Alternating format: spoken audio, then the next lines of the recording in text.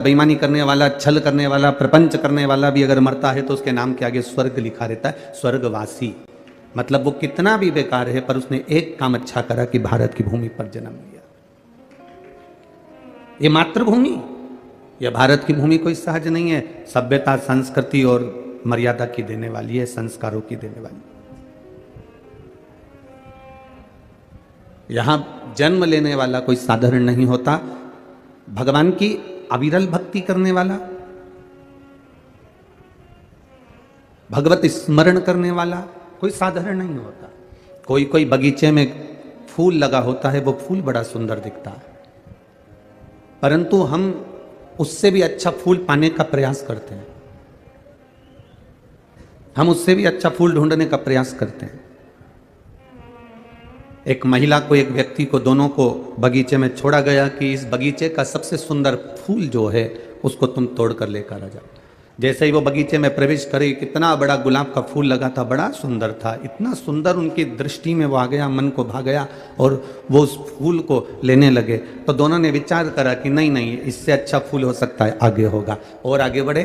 फूल वहाँ देखा तो बहुत सुंदर था, इतना बढ़िया फूल है, और आगे देखते हैं। और आगे गए, फूल और सुंदर था, चलो यही तोड़ लेते हैं, ना ना इससे आगे और कोई फूल होगा। और आगे गए, वहाँ फूल देखा, बड़ा बहुत सुंदर है, इसको तोड़ लेते हैं। आखिरी में बस और देखते हैं, और अच्छा मिलेगा, और अच्छा मिलेगा, और अच्छा मिलेगा, और अच्छा मिलेगा, करते करते आखिरी में पहुंच गए। उस बगीचे में जाने का नियम यह था कि पलट कर वापिस नहीं आ सकते थे, आगे ही बढ़ते जाना था। आखिरी में जब पहुंचे तो फूल एक साधारण सा था, अब तोड़ना तो जरूरी था, तो वही साधारण सा फूल तोड़कर वापिस आ गए। किसी ने पूछा, बगीचे में गए थे, फूल मिला? कहा, जब हम अंदर प्रवेश करे थे बड़ा सुंदर फूल था, और अंदर गए और अच्छा फूल था, और अंदर गए और अच्छा फूल था, पर हम ये सोचते रह गए कि और अच्छा मिलेगा, और अच्छा मिलेगा, और अच्छा मिलेगा, और अच्छा मिलेगा। ये ढूंढते ढूंढते हम आखिरी में पहुंच गए और मालूम पड़ा कि वो फूल अच्छा नहीं मिल पाया। फिर जैसा था उसमें हमें एडजस्ट करना पड़ा, जैसा मिला हमें उसमें रहना पड़ा, और हम ये फूल लेकर आए हैं। हमारी भी जिंदगी ऐसी ही है।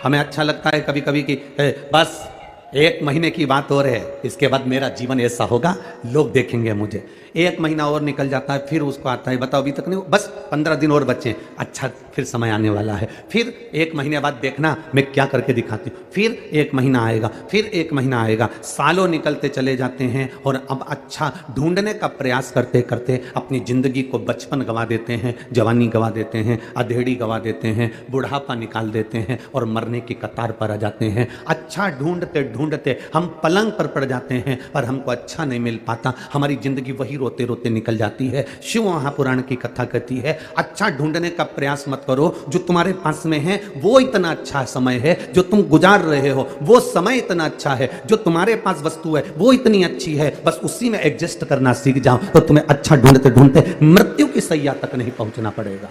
आप अच्छे हो, आपको अच्छा मिल चुका है, जो आपके पास में, जो आपको भगवान ने शरीर दिया, उससे सुंदर कोई शरीर नहीं होगा। आप क्यों अपने आप को कम समझते हो? दूसरे को देखकर तुम्हें लगता है वो कितनी सुंदर है, वो कितना सुंदर है, उसने कितना अच्छा कपड़ा पहन रखा है, उसने कितना अच्छा वस्त्र पहन रखा है, उसने कान के कुंडल कितने अच्छे पहन रखे हैं, उसने हाथ की चूड़ी कितनी अच्छी पहन रखी। ना ना ना ना, आप ये देखो कि आप जो पहने हो वो किसी से कम नहीं है। दुनिया की सारी हीरो हीरोइन तुम्हारे आगे फीके हैं। तुम जिस दिन सोचना चालू कर दोगे उस दिन तुम नंबर 1 पर पहुंच जाओगे।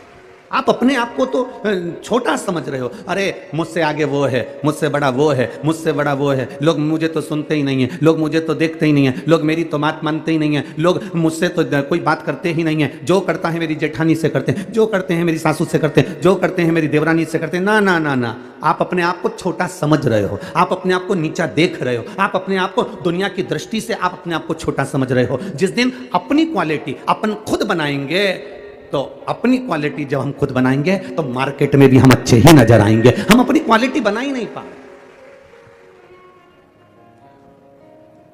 हमने अपनी सोच को अच्छा बनाने का प्रयास ही नहीं किया।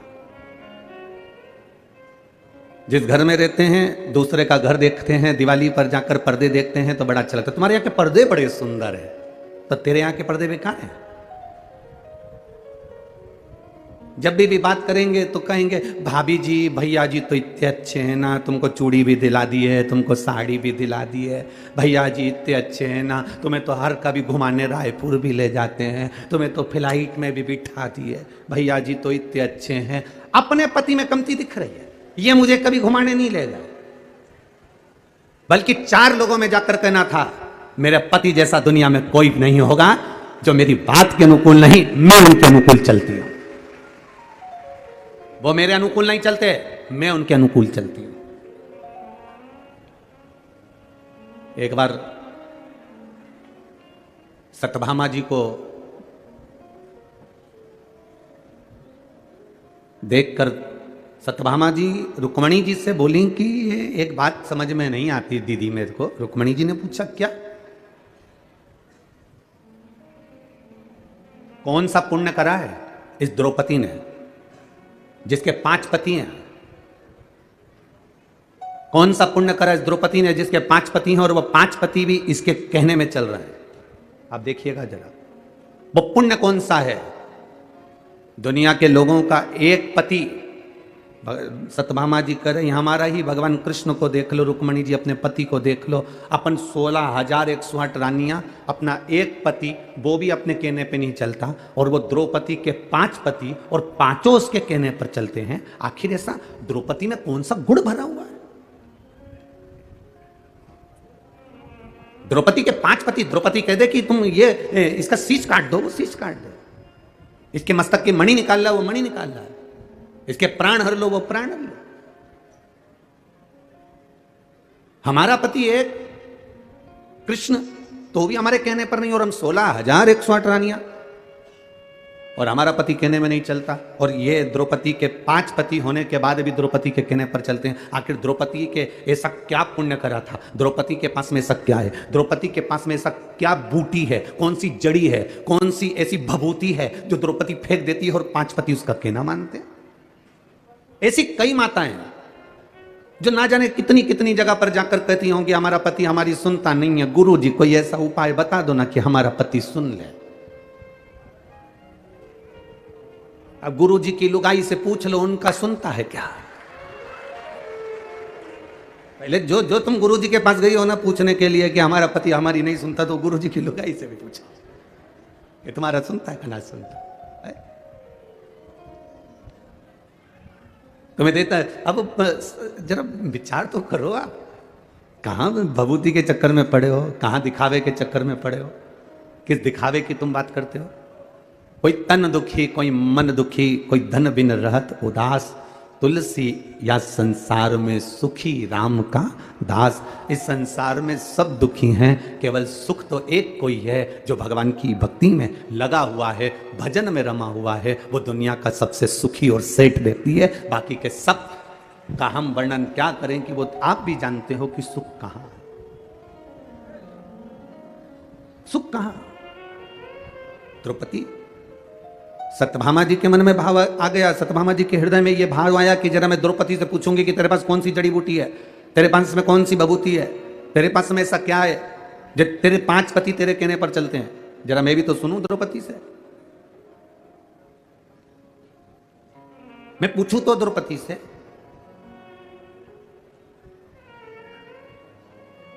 सत्यभामा जी द्रौपदी के पास गई और द्रौपदी से जाकर पूछा, द्रौपदी हमारा एक पति भगवान कृष्ण हमारे कहने पर नहीं चलते, तेरे 5 पति तेरे कहने पर चलते हैं, उसका कारण क्या है? क्या कारण है तेरा? तब द्रौपदी ने कहा, मैं तो ये नहीं जानती कि मेरे पति कहने में चलते कि नहीं चलते, पर इतना जरूर है, जब मैं विवाह कर कर पहली बार आई और शादी कर कर मैं पहली बार आई और मेरी सास ने मेरे पतियों से कह दिया, पतियों ने कहा मां देखो हम क्या लाए हैं, और मां ने कह दिया कि 5 बांट लो।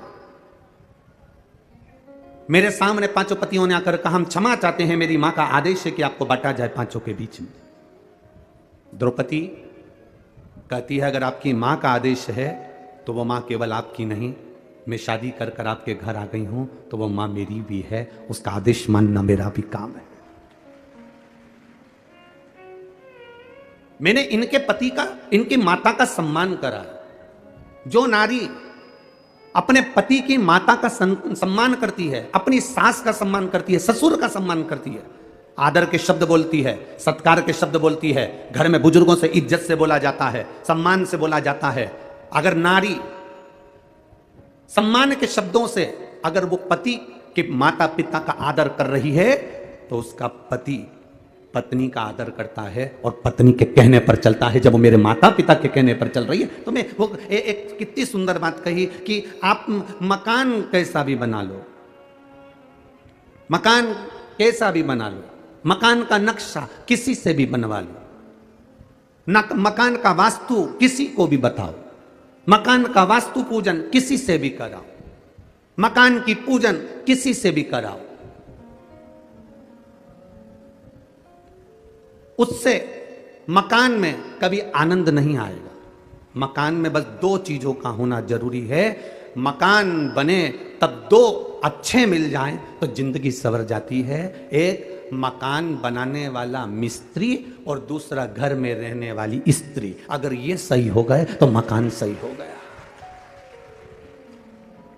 दो चीजें अगर सही है, वास्तु वाले ने वास्तु बता दिया, नक्शे वाले ने नक्शा बना दिया, पूजन कराने वाले ने पूजन करा दिया, गार्डन लगाने वाले ने गार्डन बना दिया, इंटीरियर डेकोरेशन वाले ने डेकोरेशन कर दिया, पर मालूम पड़े मिस्त्री ने ही ऊबड़ खाबड़ बना दिया तो इंटीरियर वाला क्या करेगा। और मालूम पड़े मिस्त्री नहीं, मालूम पड़े छत की ढाल सही नहीं दी और पानी अंदर भरा गया तो फिर मकान का क्या मतलब है। बाथरूम बनाई, उसका पूरा पानी कमरे में आ रहा है तो मकान का मतलब क्या हुआ। नक्शे वाले ने नक्शा बनाया, वास्तु वाले ने वास्तु बनाया, पूजन वाले ने पूजन कराया, इंटीरियर वाले ने इंटीरियर करा, पर मिस्त्री और जम के बोलो। अरे छत्तीसगढ़ वाले इतने धीमे कभी नहीं बोले। मिस्त्री और स्त्री, अगर ये दो गड़बड़ हैं तो तुम्हारे मकान बनाने का किसी को भी वास्तु दिखाया, तुम कितने भी वास्तु शास्त्री को अपने घर में बुला लो, वो कह देगा यहां से सीढ़ी तोड़वाओ, यहां बनवाओ, रसोई घर इधर बनवाओ, वॉशरूम इधर बनवाओ, कितनी वास्तु बदल लो, पर दो अच्छे होना चाहिए। जम के बोलो जरा, मिस्त्री और स्त्री। मिस्त्री भी गड़बड़ निकल जाएगा, चल जाएगा, पर एक चंद्र घंटा, कुष्मांडा, स्कंदा अगर अच्छी निकल जाए तो टपरे में भी रह लेती है, और अगर चंद्र घंटा गड़बड़ निकल जाए तो टपरे भी बिकवा देती है। स्त्री और मिस्त्री, अगर स्त्री अच्छी है ना, आपके कहने अनुसार चलती है, आपके बताए अनुसार, और भले नहीं चले आपके कहने अनुसार, पर आपके घर में रहे तो प्रेम से रहे। जब आप पहुंचो घर, उसके चेहरे पर प्रसन्नता होना चाहिए। जब आप घर पहुंचो, उसके चेहरे पर स्माइल होना चाहिए। जब आप घर पहुंचो, पानी का गिलास आपको दे दे। आप घर पहुंचो, बना हुआ भोजन आपको मिल जाए। आप घर पहुंचो, आपके बच्चों को संभाल रही हो, माता पिता को संभाल रही हो, आपके घर में पहुंचने का मन करे। दुकान ऐसी होना चाहिए जिसमें जाने का मन करे, मकान ऐसा होना चाहिए जिसमें जाने का मन करे। अगर मकान में और दुकान में जाने का मन नहीं करता तो वो दुकान मकान किसी काम का नहीं होता। मन लगना चाहिए। मैं जिस व्यापार को कर रहा हूं उस व्यापार में मेरा मन लगे। मैं कपड़े की दुकान खोलकर बैठा हूं, कपड़ा बेचने में मेरा मन लगे। मैं किराने की दुकान पर बैठा हूं, किराना बेचने में मेरा मन लगे। मैं कोई वस्तु की दुकान मेडिकल लेकर बैठा हूं तो दवाई में मेरा मन लगे। उसी तरह घर में आप आधे घंटा, 1 घंटा, 2 घंटा, 5 घंटा, 2 दिन, 3 दिन, 4 दिन, 5 दिन गए हो, आपका मन घर में रमना चाहिए तो ठीक है। स्त्री और मिस्त्री ये दो ठीक हैं तो आपका घर भी ठीक है।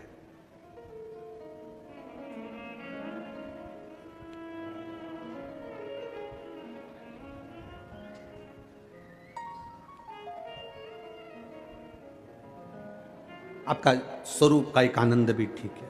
बनाओ आप मकान का नक्शा, किसी से बनवाना हो तो हमें कोई दिक्कत नहीं है। वास्तु जिसको दिखाना है दिखाइए, मना नहीं है। पूजन जिससे कराना है कराइए, मना नहीं है।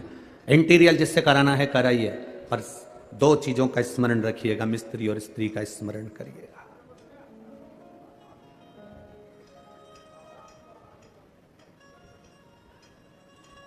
भगवान की भक्ति, भजन, कीर्तन, स्मरण। स्वयं द्रौपदी से सत्यभामा जी ने पूछा कि तू ये बता कि तेरे 5 पति तेरे कहने पर चलते हैं। जो माताएं दूसरों के पास जाकर कहती हैं बाबा जी ऐसा बता दो कि हमारा पति हमारे अनुकूल चले, उन माताओं से निवेदन है कहीं मत जाना। तुम अपने घर में बुजुर्गों का आदर करना चालू कर दो, तुम अपने घर में बुजुर्गों का सम्मान करना चालू कर दो, तुम अपने घर में माता पिता का आदर करना चालू कर दो, तुम्हारा पति तुम्हारे कहने पर चलना प्रारंभ कर देगा। तुम आदर करो, तुम सम्मान करो, तुम सत्कार करो, तुम अगर किसी को अगर सम्मान दे रहे हो तो तुम्हें सम्मान मिलना प्रारंभ हो जाएगा, तुम आदर कर रहे हो तो तुम्हें आदर मिलना प्रारंभ हो जाएगा। अगर हम यहां से आपको श्री शिवाय नमस्तुभ्यम कहते हैं तो लोग पलट कर श्री शिवाय नमस्तुभ्यम कहते हैं। हम यहां से बोलते हैं बोल बम का नारा है, आप पलट कर बोलते हो बाबा एक सहारा है। सारी समस्या का हल सावन के महीने में 2 लोटा जल। अब ये आप पलट कर दे रहे हो हमको, हम आपको कह रहे हो तो आप पलट कर जवाब दे।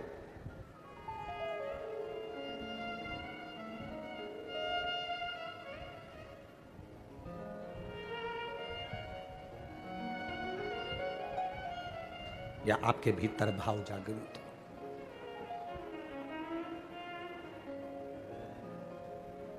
महाराज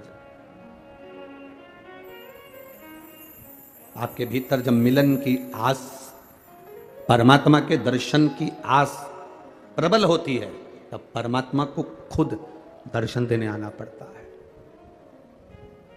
स्वयं। एक भक्त की कथा बड़ी विचित्र है जिसका नाम था नंदनार।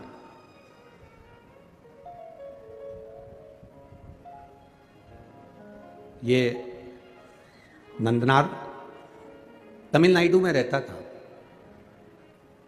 तमिलनाडु के एक छोटे से गांव में नंदनार रहा करता था। शिव का भक्त था। जरूरी नहीं कि शंकर का भक्त होगा तो बहुत पैसे वाला होगा या बहुत धनपति होगा या बहुत वैभवपति होगा। जिसके पास में भजन की दौलत होती है, जिसके पास में शिव नाम की दौलत होती है, जिसके घर में लोटा पानी चढ़ाने का, जिसके घर में 1 लोटा जल चढ़ाने का है, जिसके घर में शंकर जी को चढ़ाने के लिए जल है, समझ लेना कि दुनिया की सबसे बड़ी दौलत तुम्हारे पास में है, फिर तुम कभी खाली नहीं होना। जिसके घर में तिजोरियां भरी हो, जिसके घर में अलमारियां भरी हो, जिसके घर में वस्त्र भरा हुआ हो, जिसके घर में अनाज भरा हुआ हो, और उसके घर का एक व्यक्ति भी अगर शंकर के मंदिर में जाकर 1 लोटा पानी नहीं चढ़ा सकता, समझ लेना कि ये पूर्व का आज काट रहा है, पर जब दूसरी बार इसका जन्म होगा तो ये दरवाजे पर किसी के भिक्षा मांगता हुआ खड़ा होगा, पर ये भगवत भजन में कहीं नहीं रम पाएगा। अब अगर आपके घर में एक तांबे का लोटा, एक साधारण सा पात्र है शिव को जल चढ़ाने के लिए, 1 लोटा जल आपके पास में शंकर को जल चढ़ाने के लिए, जरा विचार करिएगा। लंकाधिपति रावण को जब विद्वत्ता के अनुसार लंकापति रावण को यह ज्ञात हुआ कि मेरे महादेव ने मंथन का विष पिया है, मंथन का विष पिया, शंकर जी ने विष पिया, चल गया। शंकर भगवान ने विष धारण किया, चल गया। पर शंकर भगवान ने विष पीने के पहले जब विष का कटोरा उनके पास में आया, वो विष का कटोरा जब शिव जी के पास में आया, तब उस समय पर विष की गंध शंकर भगवान की नासिका से उनके शरीर में प्रवेश कर गई।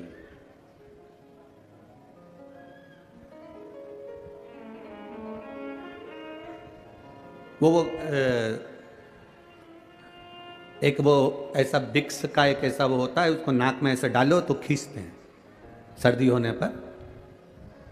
क्या बोलते हैं वो तो तुम्हें मालूम होगा, ठीक है। बाम की डब्बी होती है, विक्स की डब्बी होती है। किसी किसी की आदत होती है शाम को सोने से पहले वो थोड़ा थोड़ा नाकों में सूंघ लेते हैं, भेजे में वो चला जाता है सूंघने पर। चलो ये भी जाने दो, एक नया तरह का नशा ट्रेन में जो लोग अपना कपड़ा उतार कर पोछा लगाते हैं, वो जरा जरा से लड़के बच्चे ट्रेन के अंदर, तुम्हें कितनी दया आती है कि ये ट्रेन में पोछा लगा रहा है, ये ट्रेन में अपना कपड़ा उतार कर हमारे कक्ष को साफ कर रहा है, हमारी बर्थ को साफ कर रहा है, हमारे कोच को साफ कर रहा है। उस बच्चे को किसने कहा कि तू ट्रेन में पोछा लगा? उस बच्चे को किसने कहा कि तू ट्रेन में जाकर अपने कपड़े को उतार कर सफाई कर? प्रशासन कभी किसी को नहीं कहता कि तुम सफाई करो, उसने अपने सफाई कर्मी लगा कर रखे हुए हैं। पर वो बच्चा अपने कपड़े उतार कर सफाई इसलिए करता है, तुम 1-2 रुपए दे दो, वो 1-2 रुपए मिलेंगे, कहीं से नशे का सामान लाएगा, रुमाल में उसको डालेगा और सूंघेगा सूंघेगा सूंघेगा, और नशा कर कर कर वो बच्चा एक दिन मर जाता है। और वो बच्चा जो मरता है, जो सूंघ सूंघ कर मर गया नशा कर कर, उसमें मरने में तुम्हारा भी 1 रुपया लगा है, इसलिए तुम्हें भी उस पाप के भागीदार बनना पड़ता है और तुम्हें भोगना पड़ता है।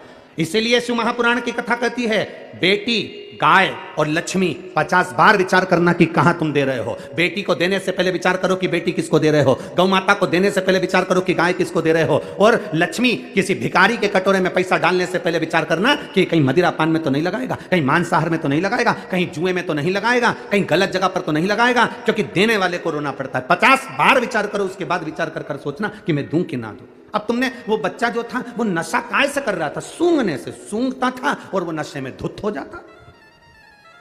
अब वो कौन सा नशा वो करता था कि सूंघ कर पूरा शरीर उसका बेकार हो जाता, शिथिल पड़ जाता, नशे में धुत हो जाता, संभाल नहीं पाता, चल नहीं पाता, बस शुद्ध में लगा रहता। उसी तरह लंकाधिपति रावण को यह ज्ञात हुआ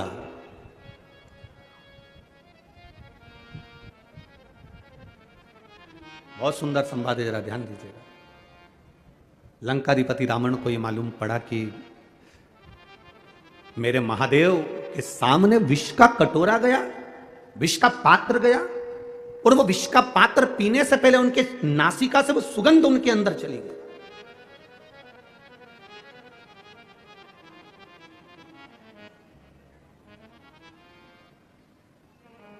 डॉक्टर के पास जाकर कहना, डॉक्टर साहब मेरा पेट बहुत दुख रहा है। डॉक्टर एक गोली देगा, केवल एक गोली दे देगा कि डॉक्टर? जम के बोलो जरा, जितने बैठे हो, 1 2 3 4, जितने पंडाल में बैठे हो सब जम के बोलो, दे देगा? नहीं देगा।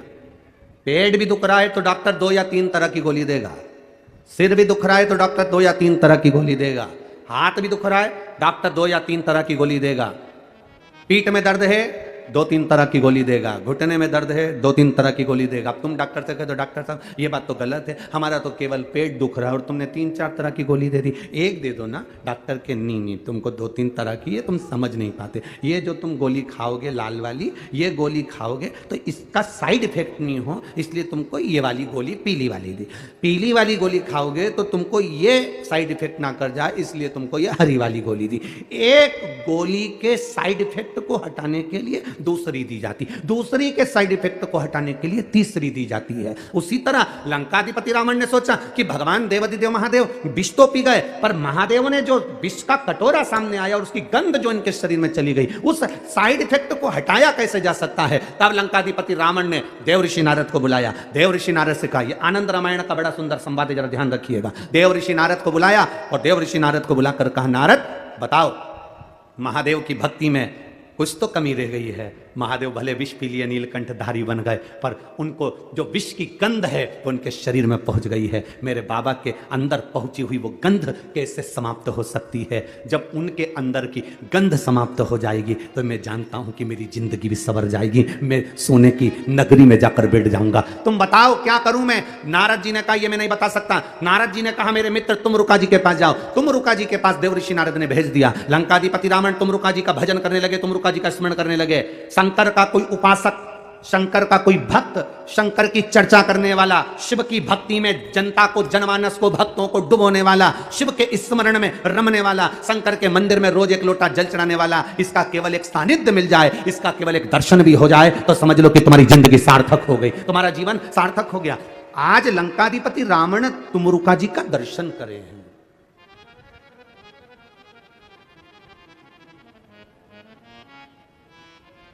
लंकाधिपति रावण ने तुमरुका जी से पूछा कि बताओ, शंकर जी के शरीर में जो विष सूंघा गया, जो विष पीने के लिए आया, तो उसकी गंध जो शरीर में आ गई, उसकी तरंग वो कैसे समाप्त हो? तुमरुका जी ने कहा, रावण दशानन 10 ग्रीवा, सुनो, श्रावण का महीना हो, भूलवश 2 हाथ में अगर गंगा जल हो, शिव को समर्पित हो, शंकर के सुगंध, विष की जो गंध अंदर गई है वो समाप्त होती है। जैसे जैसे वो गंध समाप्त होती है, वैसे वैसे जल चढ़ाने वाला जीवन में निहाल होता चले जाता है, उसके जीवन में बेभौर सत्ता बढ़ती चली जाती है। बेभौर सत्ता।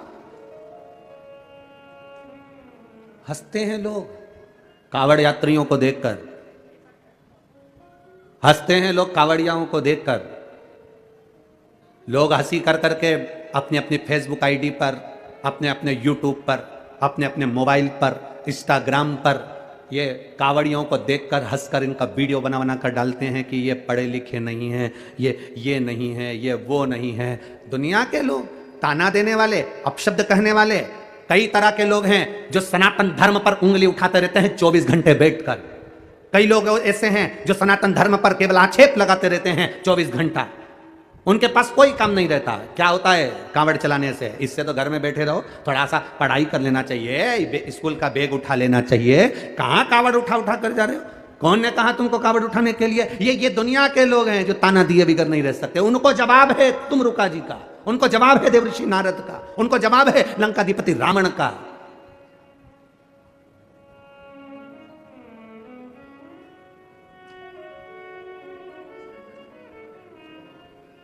कि कांवड़ चलने वाला व्यक्ति, हाथ में जल का पात्र लेकर चलने वाला, कंधे पर रखकर कांवड़ लेकर जाने वाला, जितने कदम चलकर जाता है उतनी जिंदगी की उन्नति की सीढ़ियों पर चढ़ जाता है। उसे पीछे पलट कर नहीं देखना पड़ता। यह रावण की कथा कर रही है, यह आनंद रामायण कह रही है, यह भगवत भजन कह रहा है।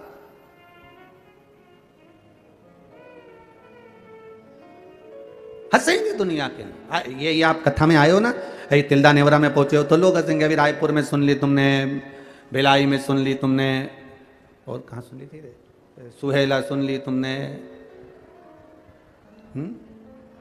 भाटा पारा सुन ली तुमने। इतनी सारी सुनने के बाद आखिर छत्तीसगढ़ वालों को हो क्या गया? इनको कौन सा बुखार लग गया? ये फिर इतने आ गए।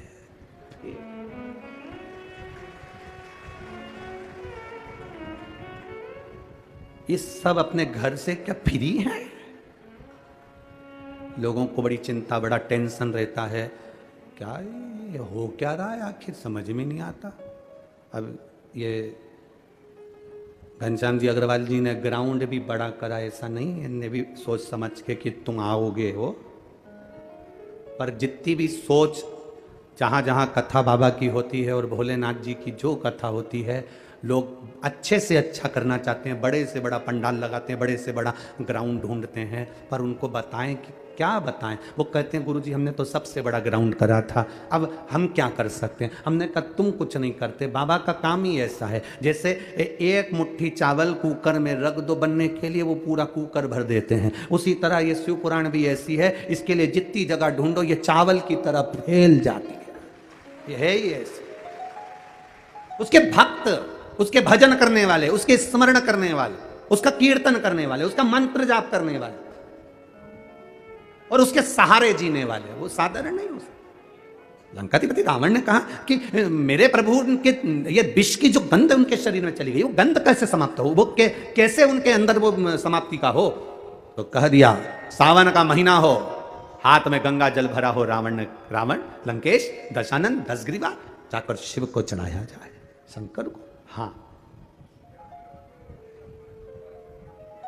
शिव को चढ़ाया जाए।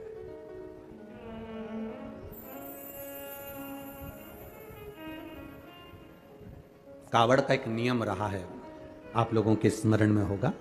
जितने भारत के भूमि के, इस विश्व के लोग, जितनी कथा कावड़ शिव महापुराण की कथा तिल्दा नेवरा में चल रही है, इसमें हम सुनेंगे कि कावड़ का नियम क्या होता है। कावड़ का जल किस जगह पर रख दिया जाए लाकर, थोड़ा सा, कि जीवन में कभी संपदा की कमी ना हो जिंदगी में। कावड़ का एक नियम होता है कि कावड़ को ये कंधे से ये कंधे पर रखना है तो सिर के ऊपर से कभी नहीं लिया जाता। कावड़ का एक नियम है। कावड़ को इस कंधे से इस कंधे पर लाना है तो सामने से लाया जाता है, पीछे से लाया जाता है, पर सिर पर से बार कर उसको वापिस नहीं लाते, सिर पर से बार कर। कावड़ का एक नियम होता है, जिस नारी का, जिस व्यक्ति की संतान नहीं होती है, उसको कावड़ यात्रा करने से पहले अपनी गोदी में धान चावल को भरना पड़ता है। गोदी में उसको जब तक महादेव के दरवाजे तक नहीं चली जाती, जब तक उसकी गोदी में वो धान चलते चलते उसकी झोली में वो हिलता रहता है। कावड़ का जल उसके कंधे पर रहता है, और जब वो कावड़, जिसकी औलाद नहीं, संतान नहीं, जब वो कावड़ का जल महादेव को चढ़ाती है तो पहले जल समर्पित करने के बाद फिर चावल के दाने बाबा के उस शिवलिंग पर समर्पित करती है कि बाबा मेरी गोदी में तू यहाँ तक लेकर आया है, ये गोदी खाली मत छोड़ना, मेरी गोदी भर देना, भले 25 साल हो गए।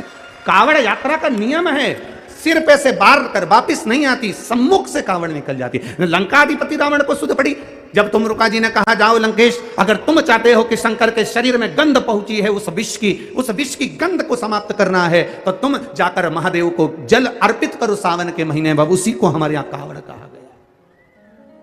अब विश्वास, भरोसा, दृढ़ता शिव के प्रति जागृत कर कर चलते हैं। जब शंकर के प्रति जब हमारी जागरूकता होती है, शिव के प्रति जब हमारा एक विश्वास दृढ़ होकर हम चलते हैं, तो शिव हमें क्यों ना मिलेगा, क्यों ना मिलेगा। महाराज, हम तो बाबा के भरोसे चलते हैं। छत्तीसगढ़ वालों आता है, एक लाइन आती है शुरू की, जरा गाओ तो जरा। हम तो बाबा के भरोसे,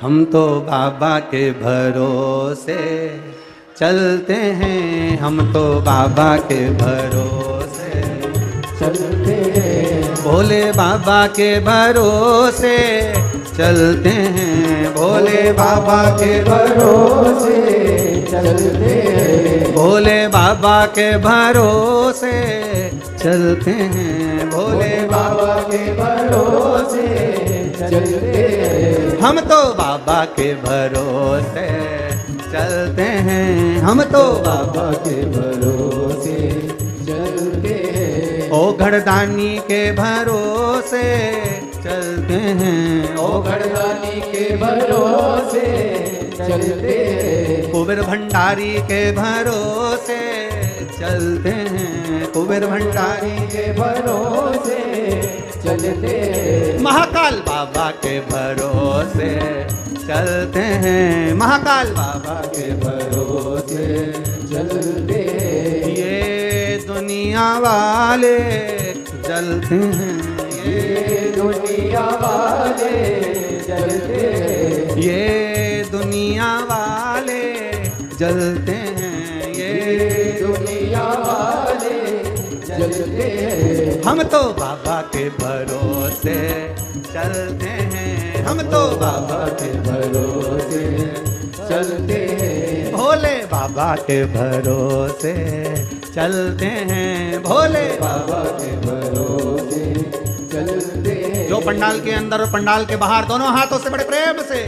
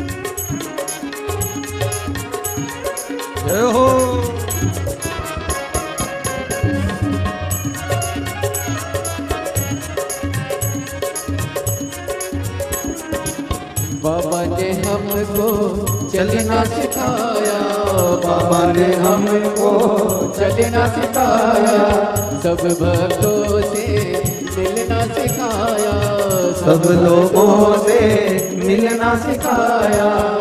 हम तो सीना तान के ओहो!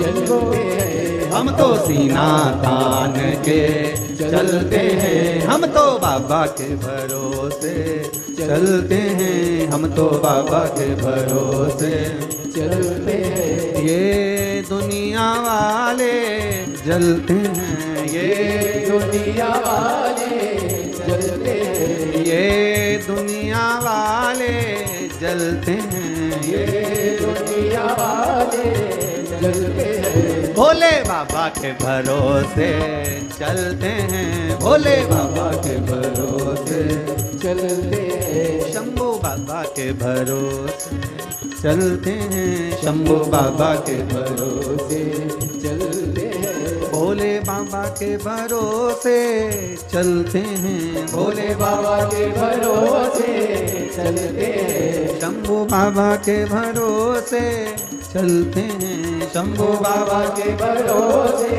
चलते हैं। हम तो सीना तान के चलते हैं, हम तो सीना तान के चलते हैं। भोले बाबा के भरोसे चलते हैं, भोले बाबा के भरोसे चलते हैं। ओहो!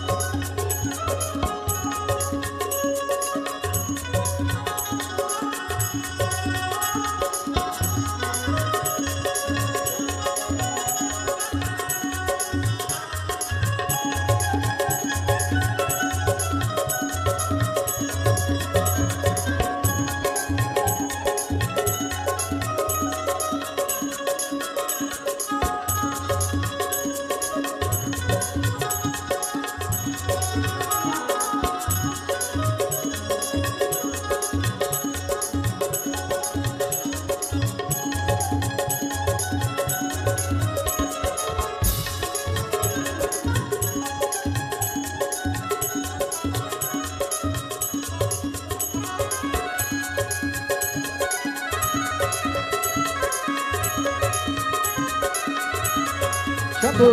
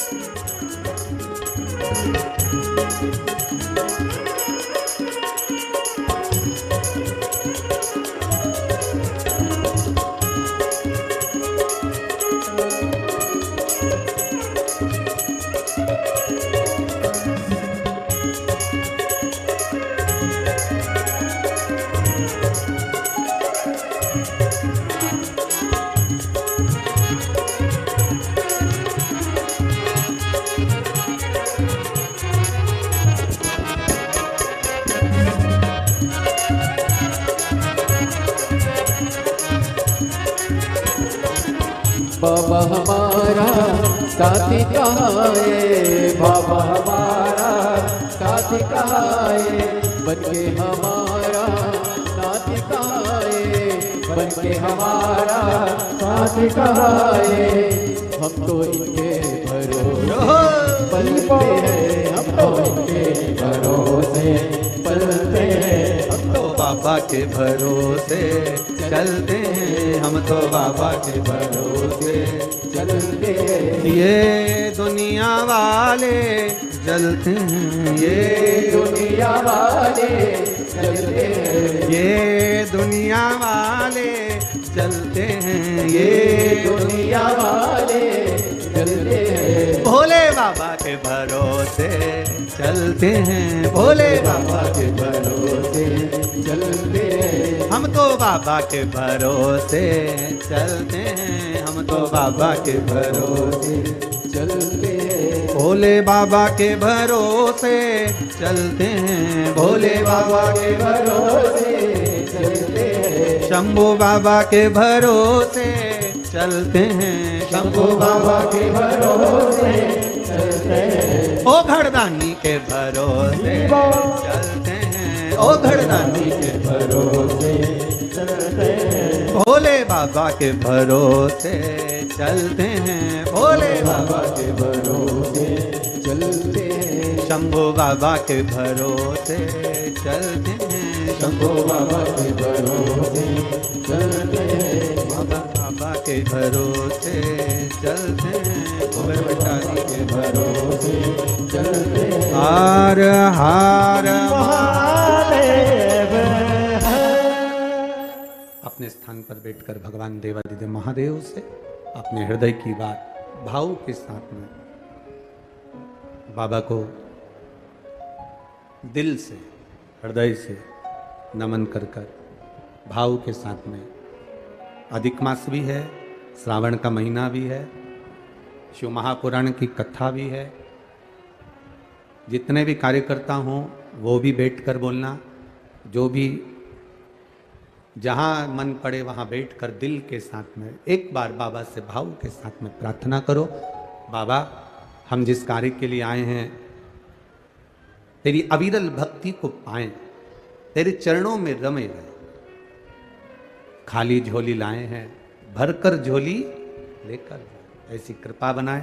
बाबा से दिल से प्रार्थना करते हुए भाव के साथ में, जिसको श्री शिवाय नमस्तुभ्यम आता हो, आवाज थोड़ी तीव्र कर कर दिल से उसको जोड़ते हुए बाबा से अपने दुख काटने का भाव करते हुए शिव की भक्ति को प्राप्त करने का भाव प्रकट कर। श्री शिवाय नमस्तुभ्यं,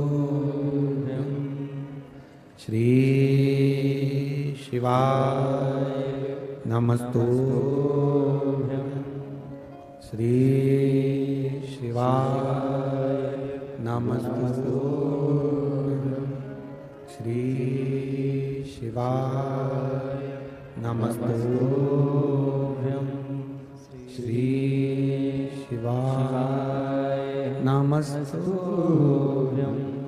भोला सब दुख काटो हमारा, ओ भोला सब दुख काटो हमारा। शिव शंकर जपो तेरी माला, भोले बाबा जपो तेरी माला। भोला सब दुख काटो हमारा, ओ भोला सब दुख काटो हमारा।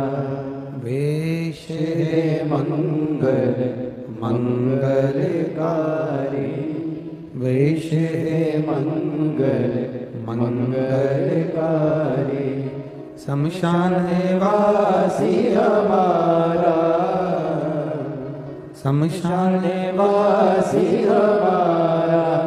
ओ भोला सब दुख काटो हमारा, ओ भोला सब दुख काटो हमारा।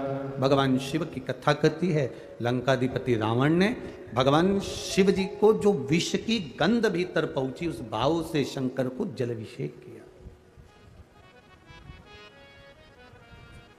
एक बड़ा सुंदर भाव व्यक्त करता है। हमने पहले भी कथा में कहा, रायपुर की कथा में भी कहा और भाटापारा में भी कहा था। विषम परिस्थिति में किसी के हाथ जोड़ने से अच्छा है, किसी के पास जाकर बैठकर रोने से अच्छा है, देवादिदेव महादेव के मंदिर में एक लोटा जल धीरे धीरे एक बेलपत्री समर्पित कर कर बेलपत्री की जो डंडी है, बस शिवलिंग पर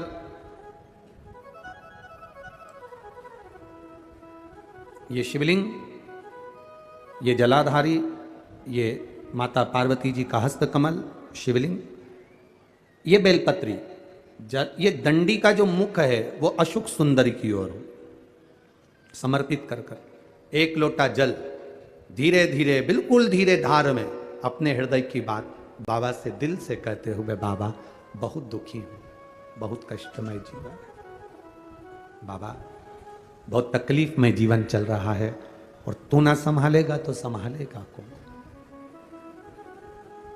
त्वमेव माता च पिता त्वमेव बंधुश्च सखा, सब कुछ तो तुमको मान लिया। जब से शिव महापुराण की कथा सुन रही हूं तब से मैंने किसी को नहीं, केवल आपको पिता माना है, आपको भाई माना है, आपको सखा माना है, आपको अपना माना, आपको दादा माना, आपको मैंने नाना माना। आप ही तो हैं जो संभाल सकते हैं। शिव बाबा से एक लोटा जल अगर समर्पित कर रहे हैं धीरे धीरे, कभी तुम्हारे चित्त में ऐसा आए कि मुझे बहुत टेंशन चल रहा है और मेरा जीवन ठीक नहीं चल रहा, हम कहेंगे, आज के ज़माने में लोग हताश हो जाते हैं तो सोचते हैं कि सुसाइड कर लूँ, मर जाऊं। हम उनसे इतना सा कहना चाहेंगे कि मरने का प्लान फिर बाद में कर लेना। हम तुमको मना नहीं करेंगे कि तुम मरने का प्लान मत बनाओ, तुम्हारा मन हो तुम बाद में प्लान बनाना। एक बार विचार कर लेना कि अभी नहीं मरूंगा, अभी मैंने कथा सुनी है और सुना है एक लोटे जल का महत्व क्या है। कर्जा हो गया ना चुक जाएगा, दुख आ गया ना कट जाएगा।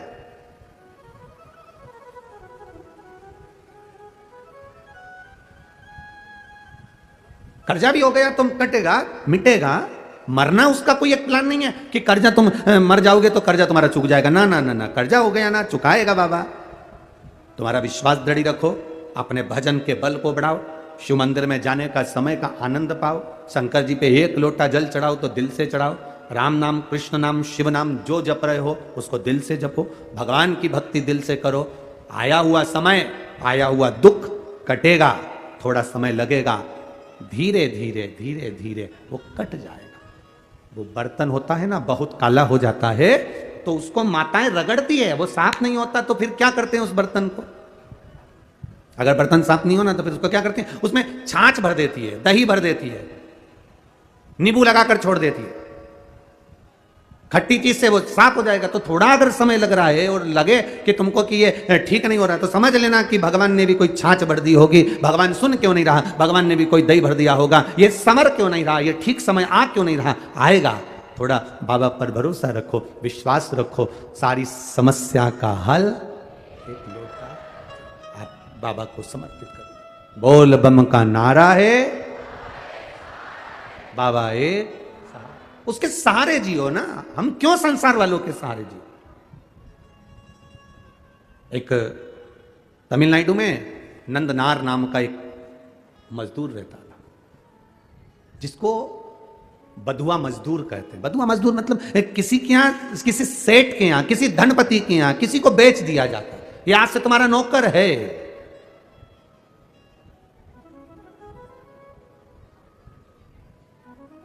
नंदनार को उसके घर वालों ने उसको दे दिया, सेठ जी ये तुम्हारा, अब तुम जानो, पैसे ले लिए।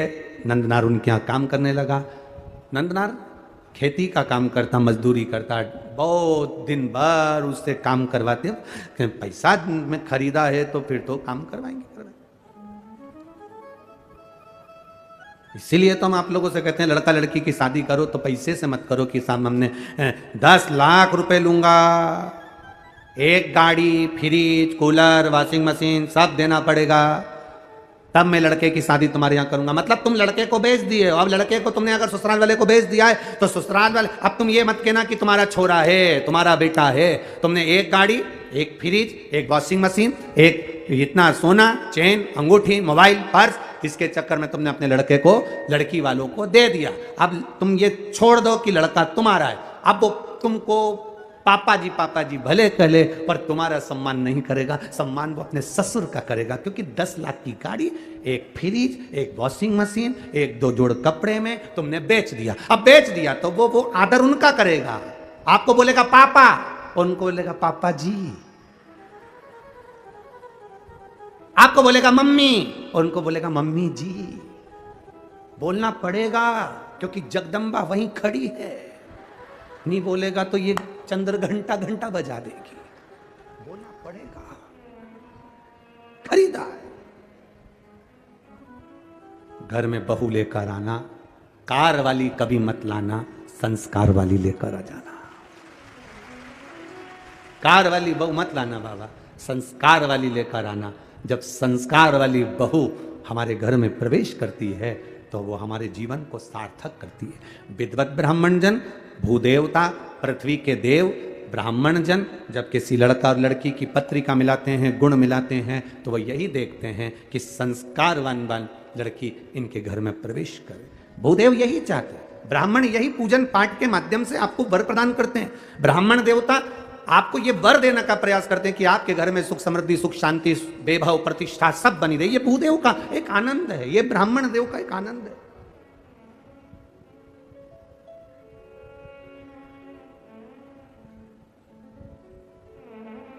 अब नंदनार काम कर रहे हैं, पर नंदनार के हृदय में एक बड़ा बड़ा भाव था। नंदनार जिस सेठ जी क्या काम करते थे, उस गांव से 25 किलोमीटर दूर तिरुपुंगुर नाम का एक शिव मंदिर है तमिलनाडु में। तिरुपुंगुर 25 किलोमीटर दूर था वो मंदिर।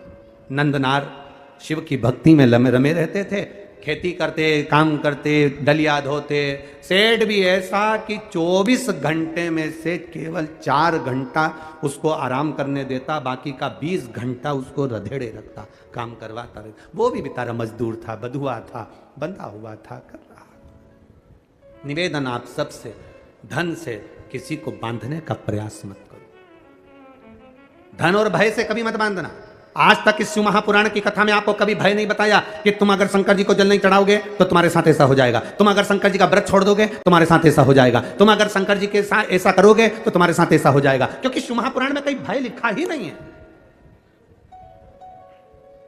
ये तो दुनिया के लोगों ने शंकर भगवान को भय बना दिया। शिव जी क्रोध के देवता हैं, रुद्र देवता हैं, गलत करोगे गुस्सा करेंगे, गलत करोगे ऐसा हो जाएगा। शिव महापुराण की कथा कहती है शंकर भगवान को पशुपतिनाथ कहते हैं। पशुपतिनाथ मतलब पशुओं का भी वो देवता है, साधारण सा नहीं, वो भोला है। उसको क्रोध तो केवल तब आता है जब उसके भक्तों पर विपदा आती है, और वो विपदा कटती नहीं, तब मेरे महादेव को क्रोध आता है।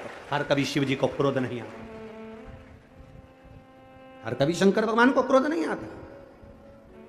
घर में रहने वाली मां को हर कभी क्रोध थोड़ी ना आता है। घर में रहने वाली स्त्री को, घर में रहने वाली बहू को हर कभी क्रोध नहीं आता। जब देवरानी जेठानी में क्रोध कब आएगा? देवरानी जेठानी की झगड़ा होगा तो गुस्सा नहीं आएगी, पति की बात होगी तो झगड़ा नहीं, क्रोध नहीं आएगा। देवरानी जेठानी में लड़ाई होती है केवल औलाद के चक्कर में, बच्चों के चक्कर में। जब अपने पुत्र की बारी आती है और बच्चे के साथ अगर कोई बात हो, अगर जेठानी ने डांट दिया, देवरानी ने कुछ कह दिया, किसी ने कुछ कह दिया, मोहल्ले के लोगों ने कुछ कह दिया, बच्चों के चक्कर में, जब घर की बहू, घर की दादी, घर का बुजुर्ग, घर का बड़ा अपने बच्चों के चक्कर में क्रोध कर सकता है, तो मेरा महादेव भी अपने भक्तों के चक्कर में क्रोध कर जाता है। जब उसके बच्चों को चोट पहुंचे, उसके हृदय को चोट पहुंचे।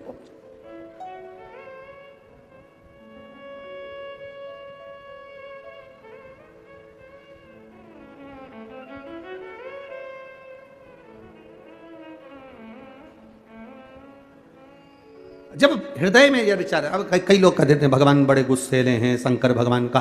कई माताएं कहती है हमने सोमवार का व्रत करा था गुरुजी, अगर हम छोड़ देंगे तो भगवान गुस्सा तो नहीं होंगे? हमने कहा कौन सी पुराण में लिखा है वो भी तो बताओ कि भगवान को गुस्सा आया, इन्हें व्रत छोड़ा तो। ना ना ना, मेरा महादेव क्रोध नहीं करता, अनायास हर किसी पर क्रोध नहीं करता। मेरे बाबा तो इतने सरल हैं, इतने सरल हैं कि एक चोर चोरी करने ऊपर चढ़ा, उसके पास में कुर्सी नहीं थी, स्टूल नहीं था, निसेणी नहीं थी, शिवजी पे चढ़ गया, सामान जलाधारी चांदी की निकालने लगा। महादेव खुश हो गए, मांग ले तुझे क्या चाहिए। वो चक्कर खा के नीचे गिर गया, मैं तो चोटा चोर। आज तक आप प्रसन्न नहीं हुए भोलेनाथ, और आज कैसे प्रसन्न हो गए? शिव जी कहते हैं लोग जल चढ़ाते, धतूरा चढ़ाते, बेलपत्री चढ़ाते, तो पूरा ही चढ़ गया, पूरा चढ़ गया। मैं प्रसन्न ना हूं तो क्या करूं? इतनी कृपा है, उसकी दया, उसकी करुणा कितनी विचित्र हो जाता है। कभी कभी ऐसा भाव प्रकट हो जाता है, कभी कभी वो करुणा ना करेगा तो कौन करेगा? वो करुणा ना करे, वो कृपा ना करे तो कौन कृपा करे? वो एक लाइन गुनगुनाते ना, ओ पालन हारे निर्गुण तेरे बिना हमारा कोई नहीं। ओ पालन हारे निर्गुण न्यारे तुमरे बिना मेरा कौन नहीं। हमारी उलझन सुलझाओ भगवान, तुमरे बिना मेरा कौन नहीं। तुमरे बिना हमरा कौन नहीं। तुमरे बिना हमरा कौन नहीं। ओ पालन हारे निर्गुण और न्यारे तुमरे बिना मेरा कौन नहीं। हमरी उलझन सुलझाओ भगवान, तुमरे बिना मेरा कौन नहीं। कौन है तेरे सिवा? लाखों के दुखड़े जो तू हर गया डमरू वाले, तो मेरे दुखड़ों को देख कर क्यों डर गया डमरू? एक पत्र आया है, देखिए बड़ा भाव से किसी ने लिखा है, बड़ा भाव।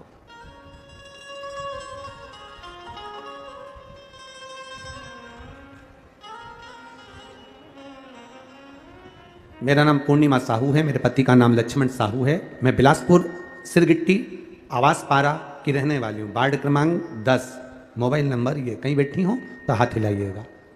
जहाँ कहीं बैठी हो, नाम पूर्णिमा साहू, मेरे पति का नाम लक्ष्मण साहू। कहीं बैठी हो तो हाथ हिला सकती हैं, जहाँ कहीं भी बैठी हो। इधर बैठी हैं, हाँ जी, हाथ हिला दो एक बार दीदी। हाँ, दोनों हाथ हिलाओ ऐसा, ठीक है, दिख गया। एक लोटे जल का बेलपत्र का मैं क्या वर्णन करूँ? आप लोग अपना पत्र जो पढ़ सकते हैं वो आस्था चैनल पर, टीवी पर भी पढ़ सकते हैं।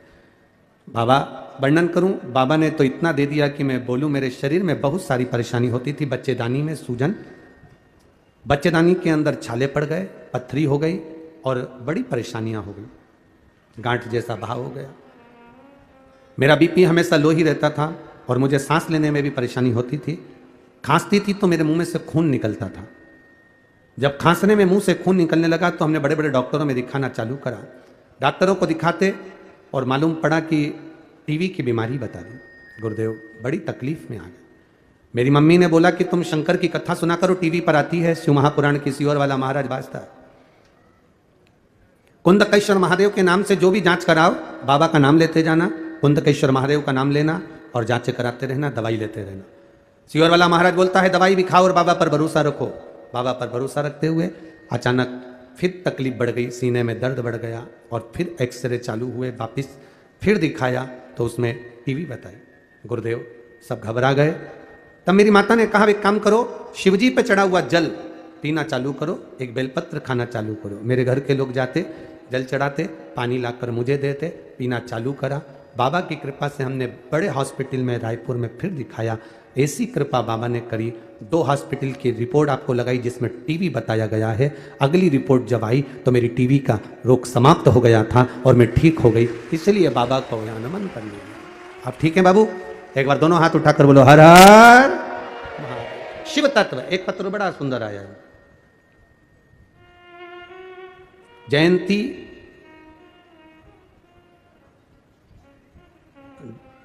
जनसेना,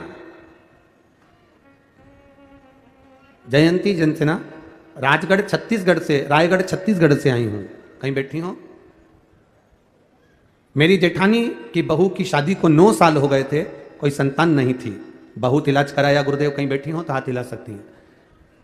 कहीं पर बैठे हो तो हाथ हिला सकती हैं, जहां कहीं भी बैठी हो। इधर है क्या? अच्छा है, हाथ हिला दो एक बार। हाँ हिलाओ ऐसे जी। बहू की शादी को 9 साल हो गए थे, कोई संतान का सुख नहीं था। सारे डॉक्टरों से इलाज करवाया। डॉक्टरों ने कहा था इनके संतान का सुख नहीं रहेगा। बाबा की कृपा से शिव महापुराण कथा सुनना चालू करी। आपने कथा में सफेद आंकड़े की जड़ का प्रयोग बताया था गुरुदेव, और सफेद आंकड़े की जड़ का प्रयोग करवाया, बहू की कमर में वो सफेद आंकड़े की जड़ बनवाई, और बाबा देवादि ने महादेव का कुंदकेश्वर महादेव का नाम लेकर जल चढ़ाती, उस जल का आचमन करती। 2 महीने बीते, बाबा की कृपा से उसका गर्भ ठहर गया, और बाबा की कृपा से उसके घर में पुत्र का जन्म हुआ है। इसलिए हम बाबा को यहाँ प्रणाम करने आए। पुत्र आया है क्या साथ में? बच्चा लाए हैं? लाए हैं क्या? नहीं लाए? ठीक है। हर हर महादेव। शिव कृपा इसी को कहते हैं, शिव की उदारता, शिव की करुणा, दया। आप एक विश्वास के साथ में, आप एक भरोसे के साथ में बाबा का भजन अगर कर रहे हैं, बाबा की भक्ति अगर कर रहे हैं, तो उसका सुख हमें मिलता जरूर है।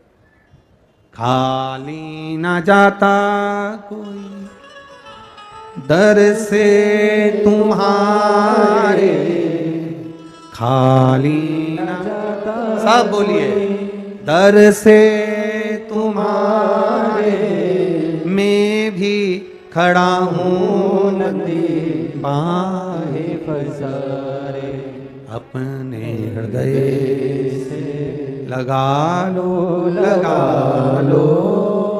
गिरी जा रही हो, उठा लो, भोले अपने दर से अब तुम हटा लो, गिरा जा रहा हो, उठा लो। 24 घंटे में केवल 4 घंटे सेठ उसको छोड़ता था विश्राम के लिए, और नंदनार 20 घंटा काम करता था। बिको, किसी सेठ के पास जाकर, किसी के पास जाकर मत बिको। बिकना ही है तो मेरे भोलेनाथ के प्यार में बिक जाओ, तो जिंदगी सवर जाए, तुम्हारा जीवन सवर। हम कहां क्या क्या विचार करें? मेरा फिर निवेदन है बेटा बेटियों से, बेटे की शादी करो तो कोई धन की मांग नहीं। बेटी का विवाह करो तो ये विचार करना, ये मत देखना पेट्रोल पंप कितने हैं, गाड़ियां कितनी है, धन कितना है, बंगला कितना बड़ा है, सत्ता कितनी है, पहचान किस किस से। दुख की घड़ी आती है, कोई पहचान वाला काम नहीं आता है। जितनों के भी आगे पीछे घूमते हो ना, एक बार उनको कुर्सी मिल जाती है ना, तुम्हें कोई नहीं पूछता। फालतू की बात है। हमारी थोड़ी कहने की आदत, लोगों को थोड़ा बुरा लग जाता है, फिर वो लोग बाद में उस बात का बखाड़ा खड़ा कर देते हैं। पर ईमानदारी की बात कहेंगे ना,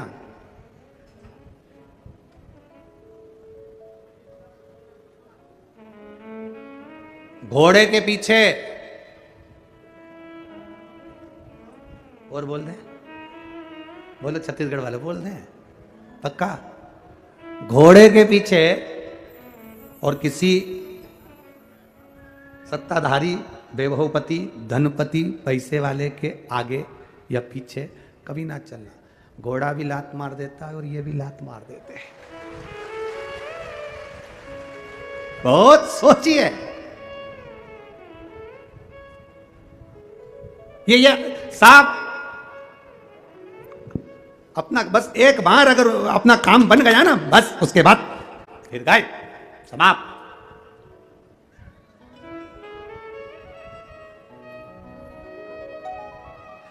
दामाद नया नया रहता है ना, जब तुम्हारे घर में शादी होती है, विवाह होता है, फंक्शन होता है, कार्यक्रम होता है, दामाद को बुलाते हो तो कितना आदर करते हो, कितना सम्मान करते हो, कितना सत्कार करते हो, कितना आदर, कितना सम्मान, कितना सत्कार। जब तुम्हारे घर में शादी होगी तब दामाद जी को कहाँ है? मंडप लगाना है, दामाद कहाँ है? ये काम करना है, दूल्हे को घोड़ी पे बिठाना है, दामाद कहाँ है? जब तुम्हारे घर में शादी होगी तब दामाद को लड्डू, पेड़ा, गुलाब जामुन, इमरती, भजिया, पकोड़ा सब कुछ खिलाया जाएगा। और जब हर 5 साल में वोटिंग होगी तब तुमको भी, क्योंकि तुम सब दामाद हो, सब का। सोचिए, विचारिए, अपनी चित्तवृत्ति में उतारिए। हमें अगर पकड़ना है तो बाबा का चरण पकड़ना है, हमें अगर पकड़ना है तो भगवान शिव की शरणागति पकड़ना है। हम अगर रो रहे हैं कोई आंसू पोंछने वाला नहीं होगा। जितने शिव महापुराण क्या आप अपने लौकिक जीवन में देखिए, शादी आपके घर में होती है, दूल्हा घोड़ी पर बैठकर चलता है। जब दूल्हा घोड़ी पर चलता है तुम्हारे यहाँ खुशियां आती हैं, खूब धन, खूब आनंद में 10-10 का नोट उछालते हो, 20 का नोट फेंकते हो, 50 का नोट उठाकर फेंकते हो। जब तुम्हारे घर में शादी हो, फंक्शन हो, किटी पार्टी हो, कोई अच्छा कार्य हो, सारे घर के लोग आगे नाचते हैं। और जैसे ही घर में कोई मर गया उसको लेकर जाते हैं तो पूरे परिवार के लोग, रिश्तेदार सब अर्थी के पीछे हो जाते हैं। शादी में दूल्हे के आगे, मरने पर अर्थी के पीछे। शिव पुराण कहती है सुख में सब आगे हैं, दुख आते से जैसे ही तुम्हारे ऊपर तकलीफ आई सारे के सारे पीछे भागे। अब तुम क्यों मामा जी 10 लाख रुपए की जरूरत है, तुम कर सकते हो मामा जी, अरे बोलते जाओ पीछे। काका जी वो बेटा और बहू का झगड़ा हो गया, अदालत में बात चल रही है। काका जी तुमने शादी पक्की कराई थी, तुम जरा लड़की वालों से जाकर बोलो ना, इतना केस लगाया उन्होंने, हम पर दहेज का केस लगा दिया, सब थाने में बंद है। काका जी तुमने शादी कराई, तुम जाके बोलो ना, लड़की वाले से थोड़ा तो कह सकते हो ना। काका जी पीछे। जरा सी कोई घटना घट गई, तुम एक एक को अजमा के देख लेना, एक एक को। यहाँ जितने बैठे हो ना, और जितने आस्था चैनल पर कथा सुन रहे हो, जितने फेसबुक यूट्यूब पर कथा सुन रहे हो, दुख की घड़ी में एक एक को आजमाना। मुझे 20 लाख दे दो, मुझे 15 लाख दे दो, मुझे 25 लाख दे दो, मुझे 10 लाख दे दो। दुख की घड़ी में आजमा कर देखना, एक भी नहीं आगे होगा, सब पीछे होंगे। दुख की घड़ी में केवल तुम्हारा एक साथ दे सकता है। तुमने जो एक लोटा जल महादेव को चढ़ाया, एक बेलपत्र जो समर्पित करी, वो तुम्हारा साथ दे सकता है। तुमने जो भगवान का भजन करा, जो तुमने राम नाम, कृष्ण नाम, शिव नाम, जो तुमने लिया है भगवान का नाम, वो तुम्हारा साथ दे सकता है। जो तुमने दान करा पूर्व में, वो तुम्हारा साथ देगा। जो तुमने पुण्य करा पूर्व में, वो तुम्हारा साथ देगा। मैं ये श्री घनश्याम लाल जी अग्रवाल जी के परिवार में जो कथा हो रही है, मैं इनको धन्यवाद दूंगा, उसके साथ में इनके घर में होने वाली वो पोती को धन्यवाद दूंगा, जिसके कारण ये कथा हो रही है। ये कथा नहीं होती अगर वो नहीं होती।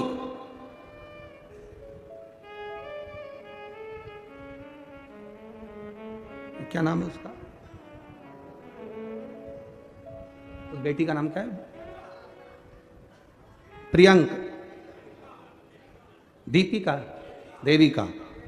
वो बेटी का भाव देखिए।